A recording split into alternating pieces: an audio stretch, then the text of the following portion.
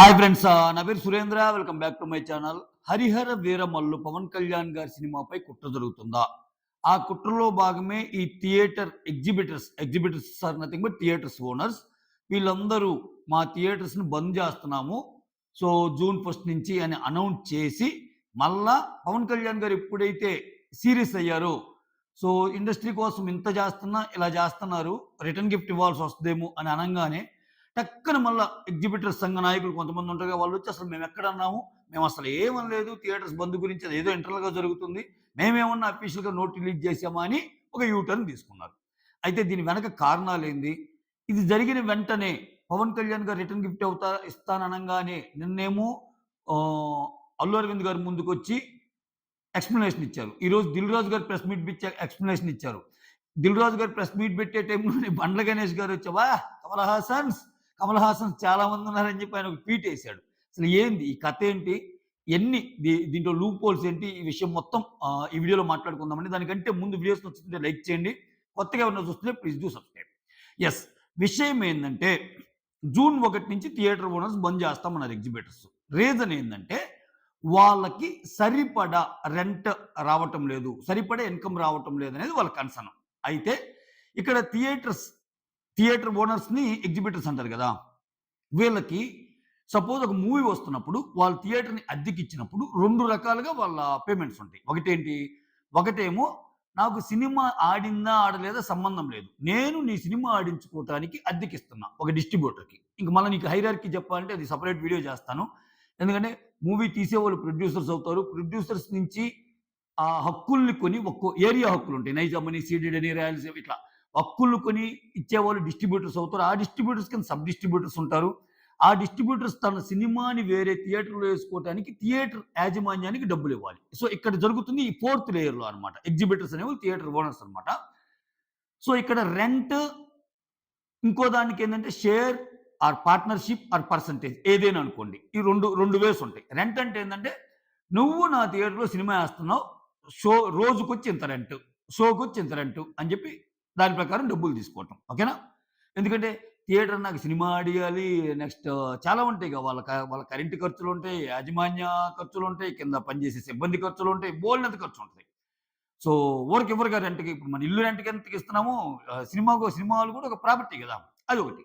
రెండోదేందంటే share basis. అంటే ఇది ఎవరికీ లాస్ రాకుండా ఉండటానికి ఒక సినిమా ఫ్లాప్ గావచ్చు, ఒక సినిమా హిట్ గావచ్చు గదా! అందుకని ఈ పద్ధతి ఎందుకొచ్చిందంటే షేర్ అనుకోండి, పార్ట్నర్‌షిప్ అనుకోండి, పర్సెంటేజ్ విధానం అనుకోండి. ఇదేంటంటే డిస్ట్రిబ్యూటర్స్‌కి అండ్ దెన్ ఎగ్జిబిటర్స్‌కి మధ్య ఒప్పందం అనమాట. ఏంటి? నీ సినిమా కలెక్ట్ చేసే దాంట్లో నాకింత, రోజుకి నీకింతొచ్చింది, దాంట్లో నాకింత. లేపోతే రోజుకి 4 షోలేసాం, లేపోతే ఒక షో నాకివ్వండి. ఒక షో అమౌంట్ మాకు గావాలి ఎగ్జిబిటర్స్‌కి. ఇదనమాట షేర్. అయితే వీళ్ళేంది షేర్ విధానాన్నే మాకు కొనసాగించండి అన్నట్టు అన్నారు. అయితే ఇక్కడ దీంట్లో హైబ్రిడ్ మోడల్ గూడా ఉంటది. ఇప్పుడు నేను చెప్పా గదా! ఒకటి రెంట్, రెండోది share or partnership or percentage. ఈ రెండిట్లో ఎప్పుడు ఒకే మోడల్ ఫాలో అవుతారని కూడా లేదు. తెలుగు సినిమా చాలా విచిత్రమైనది. తెలుగు సినిమా అనే కాదు, ఎక్కడైనా సరే. ఎందుకంటే లాభాలు, డైనమిక్స్ చాలా ఉంటాయి. ఇక్కడ జనరల్‌గా ఏం జరిగిద్ది? ఇవాళ రేపు 100 రోజులు ఆడే చిత్రాలు లేవు. 175 ఆడే చిత్రాలు లేవు. ఏమైనా కలెక్షన్స్ వచ్చాయంటే ఫస్ట్ వీకే. అసలు కొన్నైతే సెకండ్ వీక్ దాటంగానే ఓటీటీలోకొచ్చేస్తున్నాయి. అలా తయారైపోయింది. అసలు ఫ్యూచర్‌లో అసలు థియేటర్‌లకెళ్ళి సినిమాలు చూసే అంత సినిమా ఉంటదో లేదో కూడా డౌటే. ఎందుకంటే మాక్సిమం తగ్గించేస్తున్నారు. ఇటువంటి పరిస్థితుల్లో ఇది హైబ్రిడ్ మోడల్. ఇప్పుడు ఐటీలో గనక weekly weekly 2 or 3 days compulsory రావాలంటారు. అది మీకిష్టమైన రోజులు. హైబ్రిడ్ మోడల్ అంటారు. రెగ్యులర్‌గా ఎళ్ళాల్సిన పని లేదు. మిగిలిన రోజులు వర్క్ ఫ్రమ్ హోమ్ చేసుకొని ఇట్లా. అలానే ఇక్కడ హైబ్రిడ్ మోడల్ ఏందంటే ఫస్ట్ వీక్ వరకి రెంట్ ఇస్తారు. అంటే వీళ్ళెంత అడిగితే అంత. సెకండ్ వీక్ నుంచి ఏంది? షేర్ ఇస్తారు. ఎందుకని? ఫస్ట్ వీక్‌లో షేర్ ఇస్తే డిస్ట్రిబ్యూటర్స్, ప్రొడ్యూసర్ చాలా లాస్ పోతారు. ఎందుకని? కలెక్షన్స్ ఉండేదే ఫస్ట్ వీక్ గదా! మీకు అర్థమవుతుందా? ఏ సినిమా అయినా కలెక్షన్స్ బాగా లాగేది ఫస్ట్ వీకే. ఆ ఫస్ట్ వీక్‌లో వీళ్ళకి షేర్ ఇస్తే ఇంకా వాళ్ళకి లాభాలేమొస్తాయి? సినిమా ఫ్లాప్ అయితే లేదు గదా! వాళ్ళ బాధ వాళ్ళది. ఈళ్ళ బాధ ఈళ్ళది. సెకండ్ వీక్ నుంచి మాత్రం ఏమిస్తారు? షేర్ ఇస్తారు. ఫస్ట్ వీక్ ఏమో రెంట్ ఇస్తారు. సెకండ్ వీక్ నుంచేమో షేర్ ఇచ్చే సినారియోస్ కూడా ఉన్నాయన్నమాట. సో, వాళ్ళేమంటారు? మాకు లాభం కలిగే విధంగా ఏదో ఒకటి చేయండి అంటారు ఎగ్జిబిటర్స్ షేర్ ప్రాతిపదికన. అయితే ఇక్కడ చిక్కేంటంటే వీళ్ళ హక్కుల పోరాటం కోసం జూన్ 1 నుంచి థియేటర్స్ బంద్ చేస్తున్నాం అన్నప్పుడు, సో 'తగ్ లైఫ్' అనే కమల్ హాసన్ మూవీ ఉంది. వివాదాల్లో ఉన్న 'భైరవం' మూవీ ఉంది. ఆహ్, వివాదాలు in the sense boycott Bhairava ఏదో నడుస్తుంది కదా! వీటన్నిటికంటే ముఖ్యమైన 'హరిహర వీరమల్లు' మూవీ ఉంది పవన్ కళ్యాణ్ గారిది. పవన్ కళ్యాణ్ గారు ఖచ్చితంగా హర్ట్ అవుతారు గదా! సినిమా వాళ్ళ కోసం చాలా చేసిన ఆయన, సినిమా వాళ్ళ కోసం ముందుండి నిలబడే ఆయన, ఒక సినిమా వాళ్ళ కోసమే గాదు, పవన్ కళ్యాణ్ చేసే మంచి పనుల మీద ఒక సెపరేట్ వీడియోనే చేయొచ్చు. అంటే మీరు సరే ట్రోల్సు, మాట్లాడే మాటలు అది వేరే సబ్జెక్టు. అది ఒక్కోరికి ఒక్కో స్టైల్ ఉంటది. రాజకీయాల్లో ఉన్న ఒకరి మీద ఒకరు ట్రోల్ చేసుకుంటారు. పర్టిక్యులర్‌గా పవన్ కళ్యాణ్ గారి గురించొస్తే కొంచెం సేపు ఒక్క సెకండ్ పవన్ కళ్యాణ్ గురించి మాట్లాడతానిక్కడ. ఈ ప్రతి నెల ఆయన చేసే దానాలు చూస్తే తెలిసిపోద్ది. ఇప్పుడు లాస్ట్ మంతు అసలు మనం ఇంట్లో రాసుకుంటాం గదా! మనకొస్తుందెంత, మన ఖర్చులెంత అని. పవన్ కళ్యాణ్ గారు అలా బ్యాలెన్స్ షీట్ వస్తే ఖర్చులెక్కువుంటాయి ఆయనకి. ఆయన ఇన్‌కమ్ కంటే. ఎందుకంటున్నా అంటే, అయితే మీకు క్వెషన్ రావచ్చు. ఇన్‌కమ్ లేనిది ఖర్చెక్కువ. ఖర్చు ఎలా పెడతారని. ఇన్‌కమ్ వచ్చినంత పెట్టేస్తాడు ఆయన అంతే. ఇన్‌కమ్ వచ్చిందంత రాకముందే అడ్వాన్స్‌లు తీసుకున్న దానికి కూడా ముందే పెట్టేస్తాడు ఆయన అవసరమైతే. అటువంటి పర్సనాలిటీ. లాస్ట్ టైమ్ చూడండి. సో, దేశం కోసం ప్రాణాలర్పించిన వారికి అప్పుడు కావలి మధుసూదన్ రావు ఫ్యామిలీకి 50,00,000 డొనేట్ చేశారు.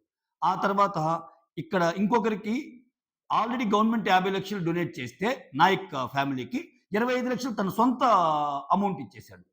తన ఎమ్మెల్యే సాలరీని ఒక ఒక మల్టిపుల్ పీపుల్ ఒక 40, 50+ పీపుల్‌కి ఎవ్రీ మంత్ ఇంతనిస్తున్నాడు. సో, వాళ్ళ ఇంటికొచ్చిన ఒక ముసలామెకి కూర్చోబెట్టి ఆమెకు బాధంటే ఒక 1,00,00,000 డబ్బులిచ్చాడు. అంటే చెప్పుకుంటూ పోతే బోలెడన్నున్నాయి. అంటే జనాలు మంచి కోరే ఒక లీడర్ అనుకోండి, ఒక సినిమా హీరో అనుకోండి, ఎవరినైనా అనుకోండి. ఇప్పుడు ఆయన సినిమా తీస్తే వచ్చే డబ్బుతో కూడా అల్టిమేట్‌గా పెట్టేది మళ్ళా జనాలకే.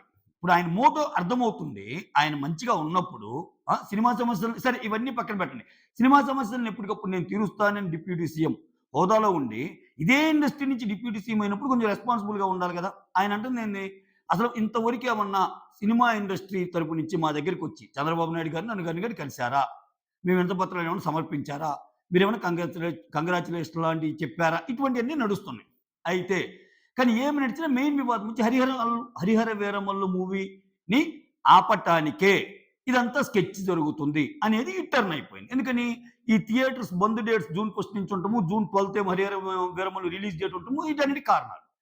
దీనికి ఆ నలుగురే కారణము. ఆ నలుగురే శాసిస్తున్నారు. ఆ నలుగురంటే తెలుసుగా ఇండస్ట్రీలో ఎప్పటినుంచో అనుకునే ఆ నలుగురు ఎవరెవరు 'దిల్ రాజు' ఒకరు, 'అల్లు అరవింద్' ఒకరు, 'సురేష్ బాబు' ఒకరు, ఇంకొకరు అట్లా. దీనిలో భాగంగా నిన్న ఎప్పుడైతే ఈళ్ళు బంద్ అన్నారో ఇమ్మీడియేట్‌గా 1, 2 డేస్ తర్వాత పవన్ కళ్యాణ్ గారు రెస్పాండ్ అయ్యారు. వాళ్ళకింక భయమేసింది. అమ్మో! ఎటు పోద్దో ఏమోలే అనుకోని మళ్ళా మాకటువంటి ఆలోచన ఏం లేదు. అదంతా ఉత్తదే తూతూ అన్నట్టు పెట్టారు. కానీ ఆ ఇష్యూ వచ్చింది నిజము. అన్ని నేషనల్ అండ్ లోకల్ ఛానెల్స్‌లో కూడా ఈ ఇష్యూ అనేది థియేటర్స్ బంద్ అనేది ప్రస్తావించారు విత్ డేట్ అంతా అయిపోయింది. అయితే నిన్న అల్లు అరవింద్ గారొచ్చి ముందుకి అనౌన్స్ చేశారు. సో, పవన్ కళ్యాణ్ గారి సినిమాని ఆపే దమ్ము ఎవరికుంది? సో, ఆ రకంగా వస్తే ఆ నలుగురిలో అసలు నేను లేను. నాకు సబ్జెక్ట్ టు కరెక్షన్. నాకు తెలంగాణలో ఒక థియేటరు, ఏపీలో ఒక 15 థియేటర్లు మాత్రమే నా పరంగా ఉన్నాయన్నట్టు చెప్పాడాయన. సో, ఈ ఈ తర్వాత 'దిల్ రాజు' గారు ఈరోజు పెట్టి నాకు ఒక 30 థియేటర్ల దాకా ఉన్నాయి. మీరంటున్న ఆ నలుగురిలో నేను లేనని చెప్పి ఈయనన్నాడు. ఇప్పుడు ఆ నలుగురిలో మీరు లేకపోతే ఇంక జనాలు అనుకుంటున్న ఆ నలుగురు ఎవరు? ఆ నలుగురు కొత్తోళ్ళని తేవాలిప్పుడు. అయితే నట్టి కుమార్ లాంటి వాళ్ళు సో, ఓపెన్‌గా చేస్తున్న స్టేట్మెంట్స్ ఏందంటే, వీళ్ళకి కక్ష పెంచుకున్నారు.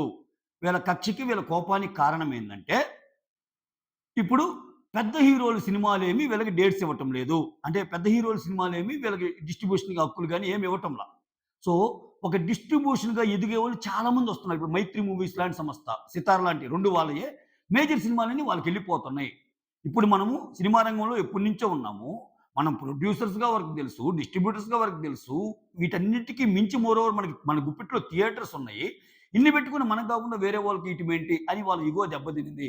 దానివల్ల ఈళ్ళంతా కలిసి పవన్ కళ్యాణ్ గారి సినిమాకి స్కెచ్ చేయాలని చూసారు. ఇది నిజము. ఇప్పుడొచ్చి నీతులు చెప్తున్నారు. సో, దీంట్లో అల్లు అరవింద్ హ్యాండ్ ఉంది, దిల్ రాజు హ్యాండ్ ఉంది, సురేష్ బాబు హ్యాండ్ ఉందని ఈళ్ళు చెప్తున్నారు. నటికుమార్ లాంటోళ్ళు. సో, వీళ్ళేమో రామ రామ అసలు మాకేం తెలీదు అన్నట్టు చెప్తున్నారు. దిల్ రాజు గారు కూడా ఇదే. అసలు పవన్ కళ్యాణ్ గారిని ఎదిరించే దమ్మెవరికుంది. సో, ఆయన అంత కోప్పడ్డారంటే అర్థం ఉంటదని ఆయనన్నాడు. నిన్న అల్లు అరవింద్ అన్నాడు. ఇంటర్నల్‌గా ఏంది అల్లు అరవిందు, బన్నీకి పవన్ కళ్యాణ్ అంటే పడదు. బయటకొచ్చి ఇచ్చే స్టేట్మెంట్స్ వేరు. లోపల మాత్రం వాళ్ళకి యుద్ధం ఉందనేది ఒక ఇది. అయితే ఇక్కడ ఏం జరుగుతుందంటే వీళ్ళు ఇంకా ఇష్యూ పెద్దదైపోతుందనేసరికి వీళ్ళు రెస్పాండ్ అయ్యారు. రేపో మాపో ఇంక సురేష్ బాబు గారు కూడా రావాలి. ఎందుకంటే ఆయనకి ఎక్కువ థియేటర్‌లున్నాయి. ఇప్పుడు వాళ్ళు డీటెయిల్‌గా చెప్తున్నారు. మాకున్న థియేటర్స్ కౌంట్ ఇంత అని. ఇప్పుడు ఇద్దరొచ్చారు. ఇంకెవరెవరు వస్తారో చూడాలి. ఆ నలుగురిలో మేము లేము అని. ఓకే. ఇక 'నట్టి కుమార్' గారు ఒక రైజ్ చేసిన లాజికల్ క్వెషన్ ఏందంటే, సో ఏదైనా ఒక పని చేసేటప్పుడు మీ సినిమాల నుంచే స్టార్ట్ చేసుకోవచ్చు కదా! మొన్న 'సంక్రాంతికి వస్తున్నాం' అనే సినిమా వచ్చింది కదా! 'దిల్ రాజు'ది. ఆ సినిమా రిలీజ్ అప్పుడు థియేటర్‌ల ముందు ప్రకటించాల్సింది. వాళ్ళ ఇష్యూలు తీర్చడానికి. అప్పుడు అర్థమయ్యేది కదా! అంటే మనం ఒక మంచి పని చేస్తున్నప్పుడు ఆ కార్యక్రమం మన ఇంటి నుంచే బిగిన్ చేస్తే ఆ కార్యక్రమానికి పవర్ ఎక్కువ కదా! అది ఎందుకు చేయలేదు 'దిల్ రాజు' నువ్వు అని క్వెషన్ చేశాడు. విచ్ ఈస్ వెరీ లాజికల్ అనిపించింది. సో, అంతే గదా! ఇప్పుడేంది ఇదే టైంలో ఆయన వస్తున్నప్పుడు అలా చేయటం తప్పు గదా! ఒకవేళ అంటే ఇప్పుడు ఆయన గూడా ఏమన్నాడు, "అసలు ఇది జరగటం లేదని చెప్తానే ఇది ఒక చిన్న మిస్‌కమ్యూనికేషన్ లాంటిది" అన్నట్టు చెప్పాడు. 'దిల్ రాజు' గారు వచ్చి వివరణ ఇచ్చారు. ఇక 'నట్టి కుమార్' గారు అనేదేంటంటే, సో ఇంత జరిగాక వివరణ ఇవ్వటం కంటే మీకు ఇటువంటి మంచి పద్ధతి ఎగ్జిబిటర్స్‌ని ఇది చేయాలనుకున్నప్పుడు ఈ ఈ ప్రక్రియ అనేది మీ మూవీస్ నుంచే స్టార్ట్ చేయొచ్చు కదా! అని రైజ్ చేశారు. ఇక్కడ బండ్ల గణేష్ లాంటోళ్ళు ఇండైరెక్ట్‌గా ఎసారు. అబ్బబ్బబ్బబ్బా! ఏమిరా బాలరాజు మీ నాటన అన్నట్టు కమల్ హాసన్‌లు ఎక్కువైపోయారన్నట్టు ఆయనేసాడు. కరెక్ట్‌గా 'దిల్ రాజు' గారి ప్రెస్ మీట్ జరిగేటప్పుడే. సో, ఇంత జరుగుతున్నప్పుడు సో, రేపెవరొస్తారో చూడాలి. ఓవరాల్‌గా అయితే ఇష్యూ అదనమాట. వాళ్ళు షేర్ బేస్ మీద rent or sorry share or what you call percentage or partnership ఏ టర్మ్ అయినా ఒకటే. దాని మీద మాకు కావాలి. ఎందుకంటే ఇప్పుడు నాకు అర్థం కాని ఒక బేసిక్ పాయింట్ ఒకటుందబ్బా! మీరు కమెంట్ చేయండి. ఇప్పుడు ను నువ్వు థియేటర్ ఓనర్‌వబ్బా! నువ్వొక ఎగ్జిబిటర్‌వి. ఆ ప్రాపర్టీ నీది. ఏ సినిమా ఇవ్వాలి, ఏ సినిమా ఇవ్వకూడదు అంతా నీ ఇష్టం. ఓకే. సరే థియేటర్ ఓనర్ మనమైనా మనకంటూ కొన్ని లిమిటెడ్ నిర్ణయాల వరకే తీసుకోగల సత్తా ఉంటుంది. ఎందుకంటే సినిమా ఇండస్ట్రీ నడిచేంత పెద్ద పెద్ద హీరోల మీద, పెద్ద పెద్ద బడ బడ ప్రొడ్యూసర్స్ మీద. కానీ మీరందరూ ఏకమయ్యి ఓకే.